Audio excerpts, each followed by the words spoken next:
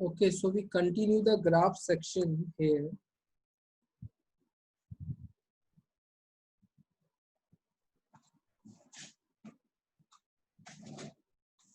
अच्छा, इससे पहले हाँ, शिफ्टिंग ऑफ ग्राफ में how many of you clear? आपको शिफ्टिंग ऑफ ग्राफ समझ में आ गई?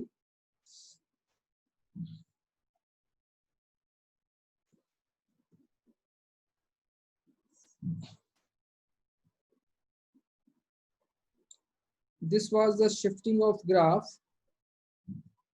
ये फॉर्मूलाज लिखा हुआ शिफ्टिंग ऑफ ग्राफ का. One time again I remind you, अगर आपको वर्टिकल शिफ्ट करना है तो आप देखो बेटा, आपको चेंजेस कहाँ लाने हैं? वाई के अंदर.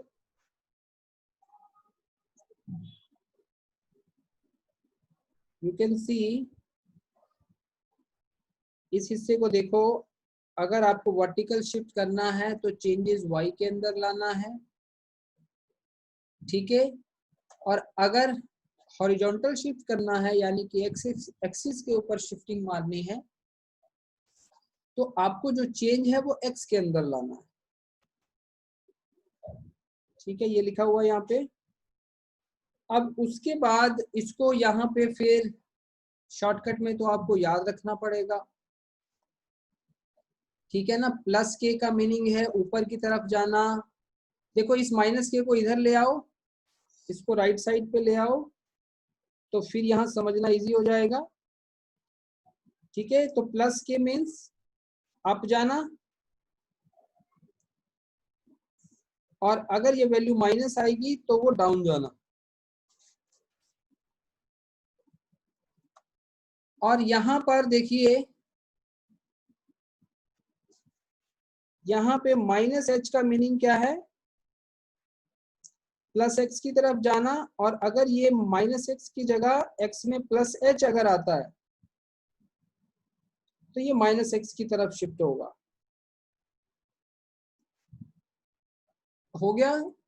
So this is the point.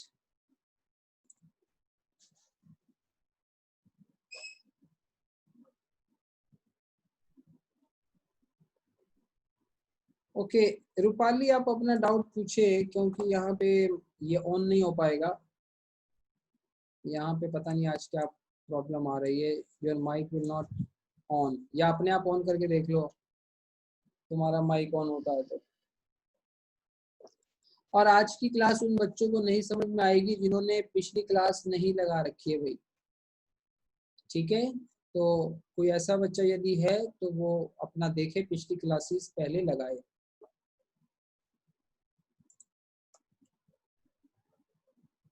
I am taking example, उससे आपको क्लियर हो जाएगा.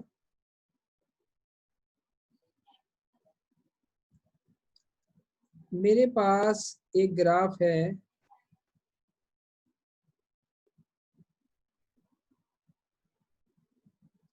y equal to x square का.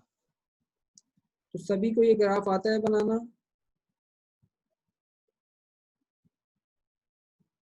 This is y x square graph. बोलो कितने लोगों को ये ग्राफ आता है बनाना?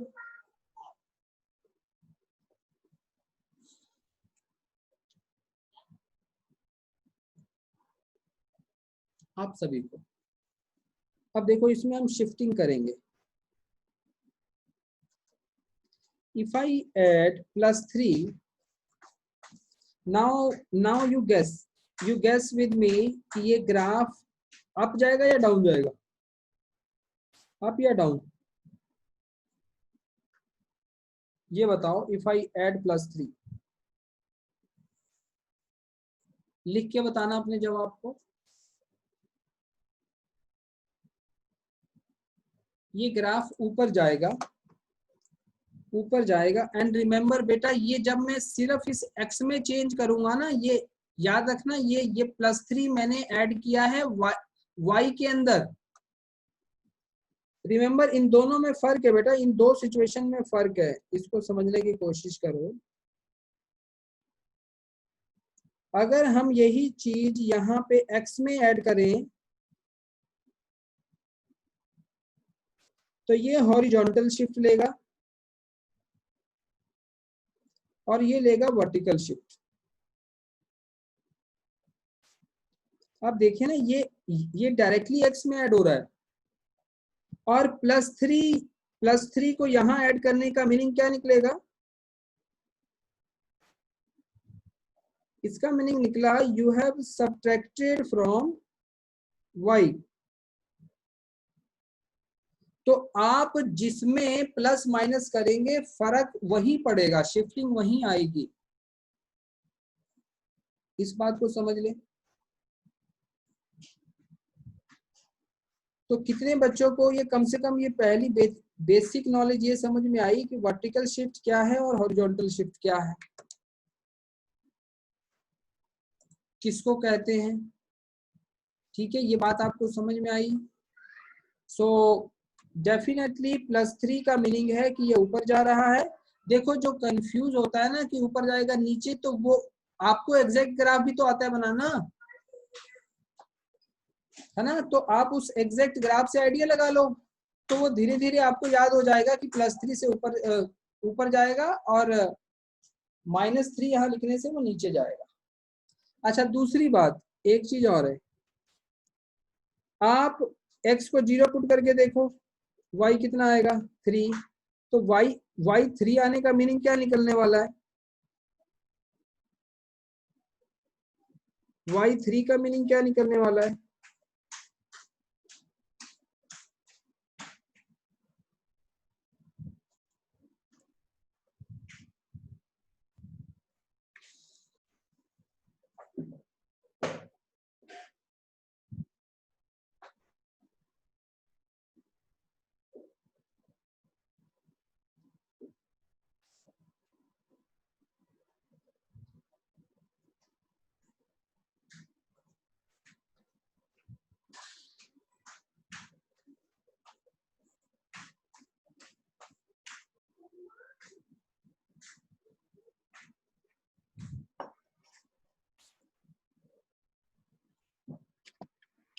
बेटा कितने लोगों को मेरी बात समझ में आई यहाँ तक?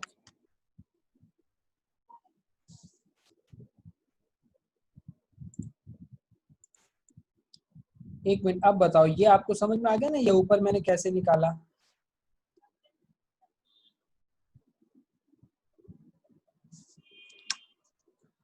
अब मुझे बताइए, नेक्स्ट गेस यू डू,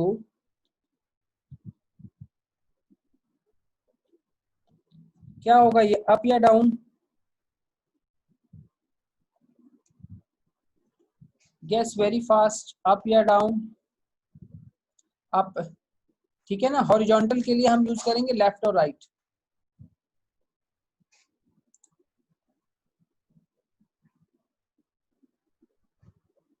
ठीक है, ये होगा बेटा डाउन।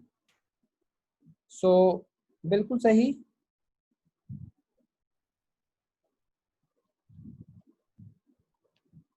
उसकी याद रखना, जो शेप है वही रहेगी, सिर्फ वो डाउन हो गया नीचे की तरफ। रिमेंबर, शेप वही है, सब कुछ वही है, सिर्फ उसको शिफ्टिंग की है, एक जगह से हटा के शिफ्ट करना। जैसे फॉर एग्जांपल, शिफ्टिंग किसको कहते हैं?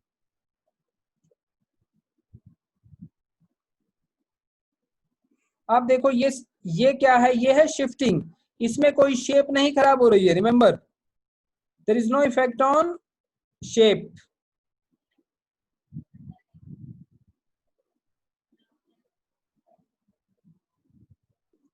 तो किसको समझ में आ गया ये एग्जांपल शिफ्टिंग वाला?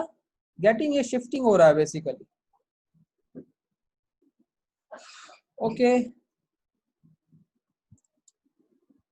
अब नेक्स्ट मुझे बताओ, आपके पास ये ग्राफ है,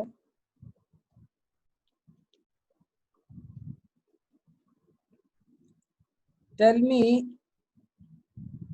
if I am adding +3 inside,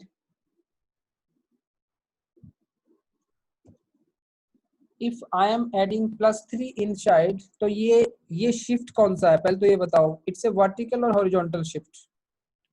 पहला सवाल ये।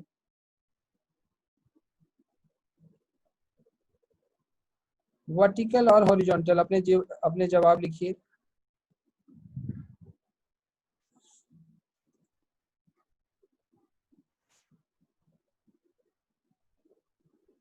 ठीक है, वेरी गुड। नाउ क्लियर कि ये हॉरिजॉन्टल शिफ्ट है। अब आप ये गैस करो कि ये लेफ्ट जाएगा राइट जाएगा। This is horizontal shift not vertical. Now gas, ये लेफ्ट जाएगा या राइट जाएगा?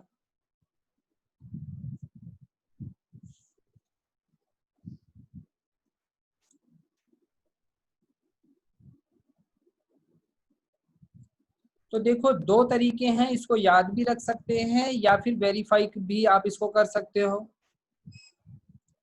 जैसे जैसे अगर मुझे इसको याद करना है तो सीधा सीधा मैंने आपको क्या कहा था, अगर ये +3 है तो आपने इसको लेफ्ट पे भेजना है। अगर ये -3 होता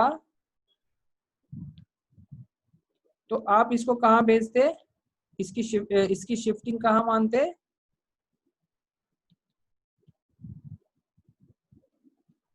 -3 की मानते हम शिफ्टिंग राइट शिफ्ट। एक तो हो गया, यानी कि जो भी यहाँ साइन है उसको आप इस तरीके से समझे। अब वेरीफाई करने का तरीका ये है, if you want to verify it, तो वो भी है तरीका बेटा। y को 0 कर लो। सो जब y 0 होगा तो x की वैल्यू कितनी आ गई? -3। तो आपका ग्राफ x के -3 पे टच करेगा। तो आप देख सकते हो कि y इक्वल्स टू x+3 का स्क्वायर कितना शिफ्ट हो गया? -3 पे शिफ्ट हो गया। Now tell me how many of you got the point. जो मैं समझाना चाह रहा हूँ, किसको सारी बात समझ में आ गई मेरी?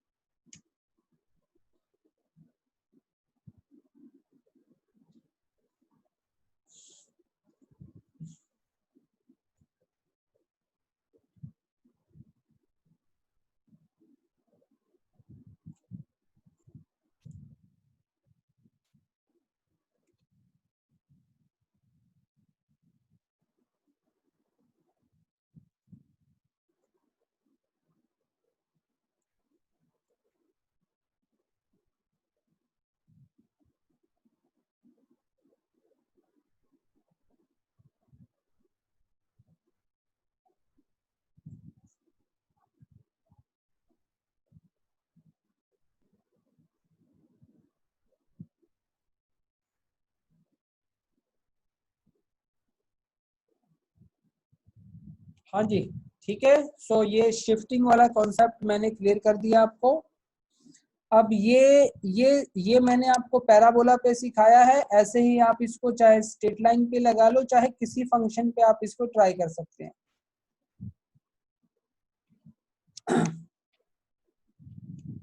मैं क्या देता हूं as a note, the above shifting concept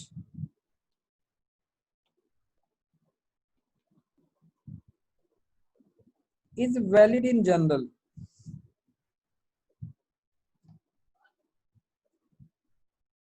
The above shifting concept is valid in general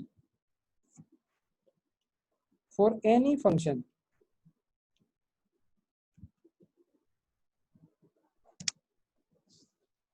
For any function.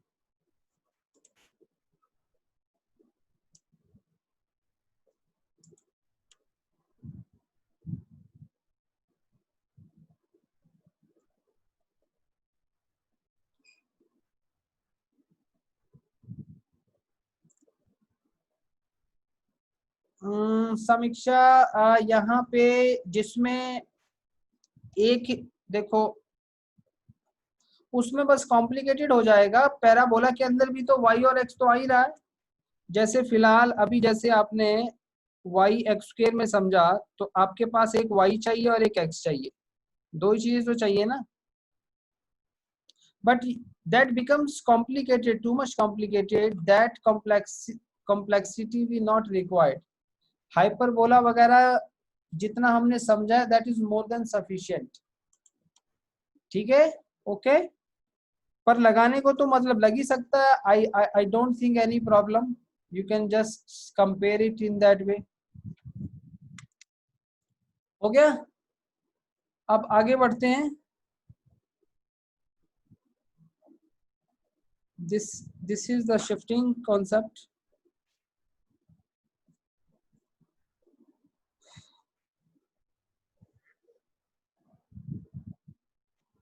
अब मैंने आपको एक बताया था हाइपरबोला के बारे में concept. So you people remember, hyperbola में मैंने कहा था इस इक्वेशन को भी क्या मानते हैं, कौन सी equation, hyperbola equation. But specially ये ग्राफ बन जाएगा रेक्टेंगुलर हाइपरबोला। इसके अंदर आपको एक बात ये बतानी है, in case you get A positive value तो ग्राफ कैसा होगा, in case you get A negative value तो ग्राफ कैसा होगा। So you can see here,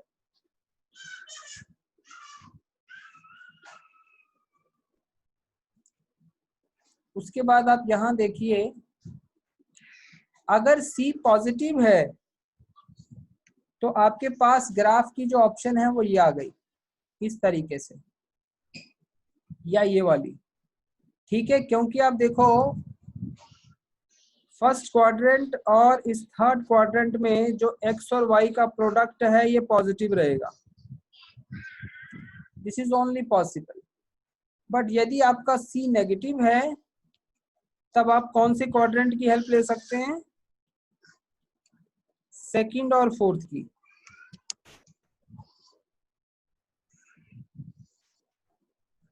ठीक है, आगे समझ में। अब देखो सपोज एक छोटी सी और एग्जांपल हम ले रहे हैं। अगर मेरे पास ये फंक्शन आता है, इसे भी हम क्या कहेंगे, ये कैसा फंक्शन ये माना जाएगा, it is also a rectangular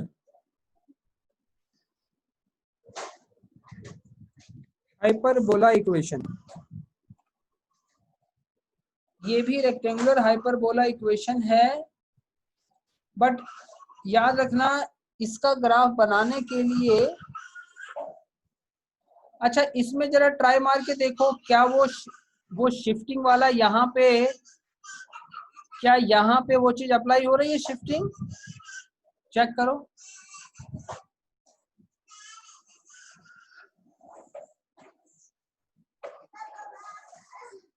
so remember, अगर ये y इक्वल टू 1/x होता, अगर ये y इक्वल टू 1/x होता तो इसका जो बेटा सेंटर है ऐसे हाइपरबोला का कहाँ होता है,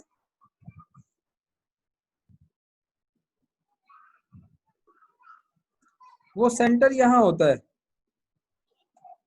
fine, this is the centre of the hyperbola. अगर आप इस x में चेंज लाएंगे, अगर x में चेंज लाएंगे तो शिफ्टिंग जरा लगाओ यहाँ पे, the whole system as it is should move towards, क्या ये हॉरिजॉन्टल शिफ्ट हुआ ना ये, तो ये राइट साइड 1 यूनिट, ये राइट साइड 1 यूनिट जाना चाहिए, यानी कि ये सारा सिस्टम आपका ये कहां पहुंच जाना चाहिए। How many of you agree that this graph will be resultant into this, ये यहां बना ही हुआ है। How many of you agree, क्या इसको इसका शिफ्ट ही मानेंगे ना, ये शिफ्ट ही तो है ये।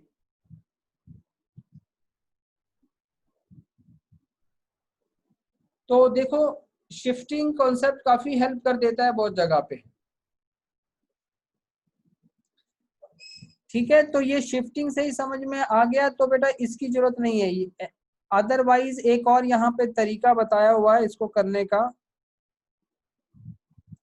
ठीक है। अगर आपको ये समझ में आता है तो कर लेना, otherwise not required, not necessary, ठीक है ना। Not urgent to understand this method. हमारा काम शिफ्टिंग से ही यहाँ हो जाएगा। असाइमटोट्स, क्योंकि असाइमटोट्स वगैरह बेटा ये डिग्री क्लासेस में पढ़ाया जाता है, we not required in degree classes, ठीक है। तो अभी पार्शियल इंफॉर्मेशन कहते हैं अच्छी नहीं होती है, so we not go for the partial information of असाइमटोट्स।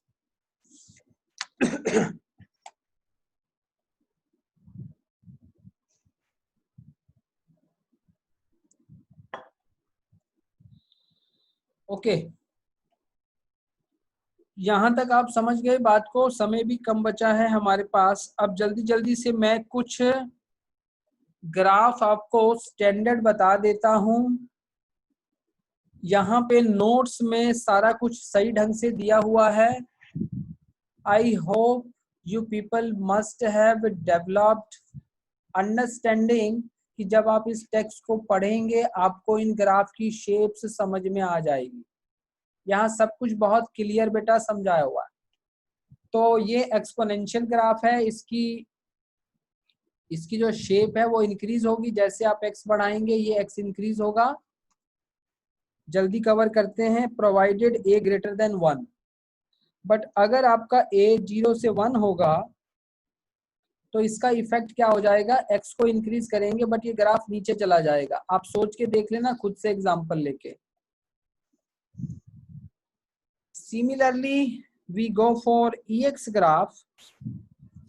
अगर आप EX ग्राफ को बनाएंगे, ई आपको पता ही है एक्सपोनेंशियल वैल्यू, तो उसका ग्राफ ऐसा बनेगा। यू इंक्रीज एक्स, एक्स को बढ़ाएंगे EX की वैल्यू इंक्रीज होगी। But you go for E minus x graph, ये E माइनस एक्स लिखा हुआ है,